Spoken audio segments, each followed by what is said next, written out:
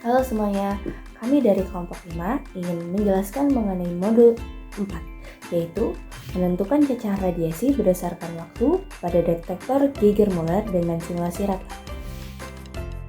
Pembahasan menentukan cacahan radiasi berdasarkan waktu pada detektor Geiger-Müller melibatkan pengukuran jumlah pulsa listrik yang dihasilkan oleh detektor dalam rentang waktu tertentu. Detektor Geiger-Müller sebagai alat yang efektif dalam mendeteksi radiasi, mampu memberikan informasi mengenai tingkat aktivitas radiasi dalam suatu periode. Dalam proses ini, detektor Geiger-Müller terus menerima partikel radiasi yang masuk ke dalam tabung detektor. Setiap interaksi antara partikel radiasi dan gas di dalam tabung menghasilkan pulsa listrik. Dengan merekam jumlah pulsa ini selama periode waktu tertentu, kita dapat menentukan intensitas atau laju radiasi dalam satuan cacahan per detik atau bisa disebut count per second. Tujuan dari penelitian ini adalah menganalisis cacahan radiasi pada detektor Geiger-Müller berdasarkan waktu. Prinsip detektor yang digunakan adalah menentukan cacahan radiasi berdasarkan waktu, melibatkan pengukuran jumlah pulsa radiasi yang dideteksi oleh tabung Geiger-Müller selama periode waktu tertentu. Lalu, untuk simulasi RATLAB sendiri dapat membantu memahami bagaimana perubahan waktu memengaruhi jumlah deteksi radiasi dalam tabung Geiger-Müller. Alat dan bahan yang digunakan yang pertama yaitu PC atau laptop, yang kedua sumber radioaktif yaitu CO60, CS137, dan BA133. Yang ketiga adalah high voltage, yang keempat amplifier, yang kelima preamplifier, dan yang keenam adalah counter. Berikut ini adalah langkah kerja untuk mengoperasikan RATLAB. Jadi yang pertama itu membuka file RATLAB, lalu memasukkan user login dengan cara username demo dan password juga demo, lalu pilih menu administration, lalu create eksperimen, pilih gamma eksperimen, lalu pilih sumber radiasi yang digunakan yaitu CO60, BA133, dan CS137, lalu pilih next, lalu pilih detektor Geiger-Müller, lalu pilih next lagi, pilih komponen yang digunakan yaitu amplifier, preamplifier, HV supplier, dan counter, lalu pilih next dan mengisi eksperimen name dengan nama eksperimen penentuan efisiensi detektor Geiger-Müller, lalu pilih eksperimen sheet as text, lalu isi dengan keterangan, lalu pilih finish. Dilanjutkan dengan setup alat. Yang pertama itu pilih menu file, lalu select eksperimen, pilih eksperimen Geiger-Müller, lalu klik select, lalu ke menu instrumen dan merakit alat-alat yang akan digunakan untuk eksperimen dengan urutan seperti di video.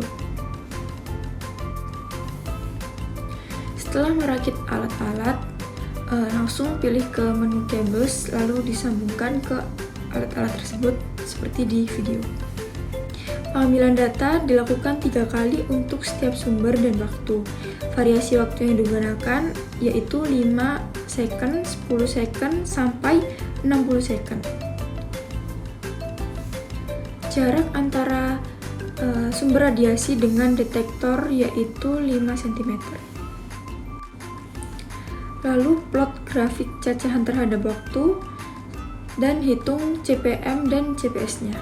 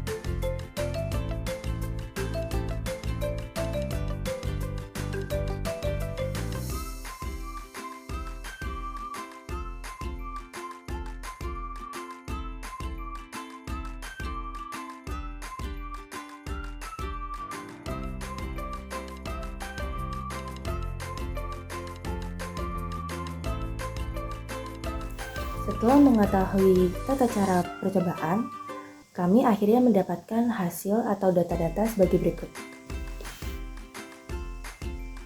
Nah, dapat dilihat grafiknya yang untuk sumbu X itu yaitu waktu, lalu untuk sumbu Y-nya itu jumlah cacahan yang dihasilkan. Tapi di situ kami cantumkan yaitu rata-rata dari 3 percobaan.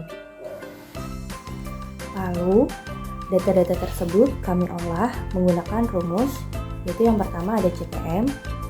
CPM itu yaitu dengan rata-rata cacahan dibagi dengan 60, yaitu dalam 1 menit kan ada 60 detik. Lalu untuk rumus CPS sendiri yaitu rata-rata cacahan dibagi dengan waktu durasinya masing-masing. Sehingga kami dapatkan dengan semua hasil data tersebut kita hitung dan mendapat hasil seperti berikut. Nah, dapat dilihat dari hasil CPM dan CPS-nya sedikit ada perbedaan, yaitu dari CPM-nya sendiri hasil perhitungannya itu berbanding lurus, sehingga dari durasi yang paling kecil hingga ke durasi yang paling besar itu hasilnya pun sama. Semakin besar waktu yang digunakan juga semakin besar pula hasilnya. Lalu untuk CPS di sini sedikit ada perbedaan, di mana hasilnya ini tidak signifikan. Hasil CPS dari percobaan kami di sini itu hasilnya itu naik turun, sehingga tidak berbanding lurus, tidak sama seperti hasil pada CPM kita. Karena pada dasarnya yang sangat mempengaruhi hasil cacahan dari radiasi yaitu jarak. Berdasarkan sifat radiasi yaitu mudah menyebar, maka semakin dekat jarak dari sumber radioaktif terhadap detektor, maka semakin besar pula hasil cacaran yang diberikan, dan itu sudah pasti. Kesimpulan, hasil dari penelitian diperoleh bahwa waktu mempengaruhi hasil dari cacahan radiasi. Hubungan antara waktu dan hasil cacahan radiasi sangat berbanding lurus. Dikarenakan semakin lama waktu, maka semakin besar pula hasil dari cacahan radiasi tersebut. Sekian penjelasan dari kami. Wassalamualaikum warahmatullahi wabarakatuh.